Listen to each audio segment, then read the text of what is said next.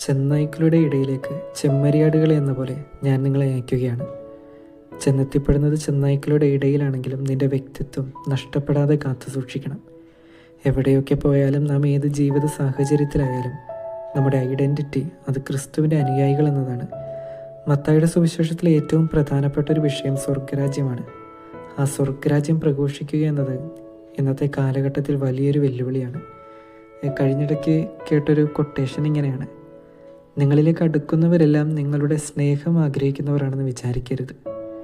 കർത്താവിൻ്റെ സുവിശേഷത്തിൽ ശിഷ്യന്മാരോട് പറയുന്നതും ഏകദേശം ഇങ്ങനൊരു കാര്യമാണ്: നിങ്ങൾ മനുഷ്യരെ സൂക്ഷിച്ചുകൊള്ളുവിൻ. ഒരു പട്ടണത്തിൽ നിങ്ങൾ പീഡിപ്പിക്കപ്പെടുമ്പോൾ മറ്റൊന്നിലേക്ക് ഓടിപ്പോകുവിൻ.